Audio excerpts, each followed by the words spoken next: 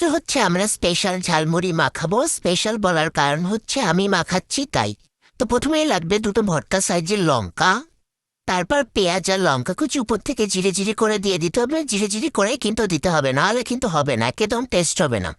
তো পেঁয়াজ আর লঙ্কাটা দিয়ে দিয়েছি আমরা। হ্যাঁ, এখন হচ্ছে সব থেকে ইম্পর্ট্যান্ট একটা স্টেপ, সেটা হচ্ছে উপর থেকে চানাচুরের বারিশ করতে হবে। বারিশটা কিন্তু করতেই হবে, নাহলে কিন্তু হবে না। শালা, মনে হয় একটা পচা বাদাম পড়েছে। যাই হোক, এটা কিন্তু করতেই হবে, কারণ আমি বলেছি। এইবার দিয়ে দেব হচ্ছে মাংসের ঝোল। কি আর একটু দিই, মনে হয় কম হয়ে যাচ্ছে। এই আলুটারও দিয়ে দেবো এর মধ্যে এখন।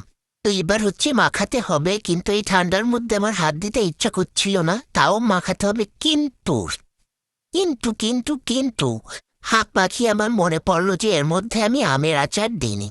এই একটুখানি আমের আচার দিতে বললাম। কি কি কিপটা এরা এইটুখানি আমের আচার দিয়েছে। কিপটা বলার পরে হচ্ছে আর একটুখানি দিয়েছিল। উনি খাওয়ার এক্সাইটমেন্টে আমি হচ্ছে কাঁটা চামচ নিয়ে চলে এসেছিলাম। এবার আমি হচ্ছে চামচটা চেঞ্জ করে এনেছি।